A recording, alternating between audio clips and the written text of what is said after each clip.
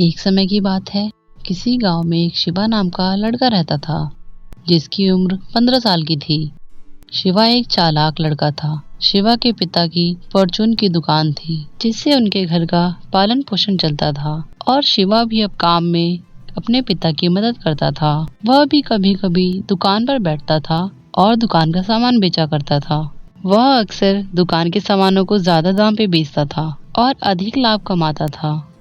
उसकी यही बात उसके पिता को नहीं पता थी कि वह गांव वालों को ज्यादा पैसे में सामान बेचता है और अधिक लाभ अपनी जेब में रख लेता है और वह उन पैसों को फालतू चीजों में खर्च करता था। और शिवा के एक मामा थे जिनका नाम राघव था। वह शिवा के घर पर अक्सर आया करते थे और शिवा की उनके साथ काफी अच्छी दोस्ती थी। वे दोनों एक तरह से दोस्त की तरह ही रहते थे। शिवा के मामा शिवा को बहुत ही प्यार करते थे और शिवा के लिए हमेशा कोई न कोई चीज लेके आते थे, जैसे कपड़े, जूते, चप्पल इत्यादि। शिवा भी अपने मामा से बहुत प्यार करता था। वह मामा के आते ही बहुत खुश हो जाता था और जब तक उसके मामा घर पर रहते तब तक वह मामा के साथ ही रहता था। सब कुछ सही चल रहा था। कुछ समय बाद शिवा का जन्मदिन आया और शिवा के पिता ने उसके जन्मदिन पर दावत रखी जिसमें उन्होंने गांव के कुछ लोगों को और सभी रिश्तेदारों को बुलाया। शिवा के मामा राघव भी इसमें शामिल थे। उस दिन शिवा के जन्मदिन पर हर कोई शिवा के लिए कोई न कोई उपहार लेकर आया, लेकिन उसके मामा शिवा के लिए कोई भी गिफ्ट नहीं लेकर आए। उसने अपने मामा राघव से पूछा, मामा आप मेरे लिए गिफ्ट क्यों नहीं लाए? तो उसके मामा ने कहा, शिवा तुम्हारा गिफ्ट मुझ पर उधार रहा है। मैं तुम्हें कोई बहुत ही अच्छी सी चीज जल्दी ला कर दूंगा। उन्होंने इतना कहा और जन्मदिन निकलने के कुछ समय बाद शिवा के मामा राघव शिवा के घर पर आए और वे शिवा के लिए एक जोड़ी जूते लेकर आए, जो जूते देखने में बहुत ही सुंदर थे। वे शिवा को बहुत ही पसंद आया। शिवा ने उनको पहना तो वे वाकई में उस पर बहुत ही अच्छे लग रहे थे। फिर शिवा के मामा राघव ने शिवा को अकेले में बताया, यह कोई साधारण जूते नहीं बल्कि जादुई जूते हैं। तुम कह रहे थे ना कि मैं तुम्हारे जन्मदिन वाले दिन तुम्हारे लिए कोई उपहार लेकर क्यों नहीं आया। वह इसलिए कि मैं तुम्हें जादुई जूते देना चाहता था और जूते मैं तुमको सभी के सामने नहीं देना चाहता था, इसलिए मैं तुम्हें यह जूते बाद में देने आया हूँ। शिवा को यकीन नहीं हुआ। शिवा ने पूछा, ये कैसे जादुई जूते हैं?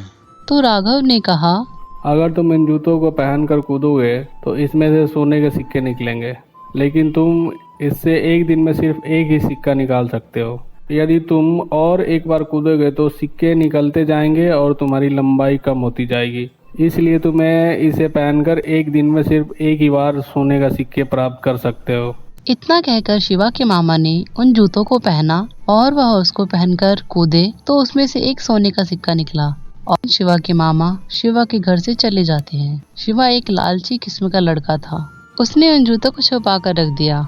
अगले दिन जब उसके पिता दुकान पर चले जाते हैं और उसकी माँ बाजार चली जाती है तो वह उन जूतों को निकालता है और जूतों को पहनकर कूदता है तो उसमें से एक सिक्का निकल आता है। उसे और लालच आ जाता है। वह एक बार और कूदता है, उसमें से एक सोने का सिक्का और निकल जाता है। क्योंकि शिवा एक लालची लड़का था इसलिए वह बार बार उस जूते को पहनकर कूदता है और वहाँ पर सोने के सिक्कों का ढेर लगना शुरू हो जाता है। फिर थोड़ी देर बाद जब वहाँ पर ढेर लग चुका होता है तभी उसकी माँ बाजार से घर आती है और वह देखती है वहाँ पर सोने के सिक्कों का ढेर लगा होता है। लेकिन जब वह शिवा को देखती है तो शिवा की लंबाई पहले से अब काफी कम हो चुकी थी। वह बौना लग रहा था। उसकी माँ उससे इन सिक्कों के बारे में और उसकी लंबाई कम होने के बारे में पूछती है और रोते हुए कहता है, माँ इसमें मेरी गलती नहीं है।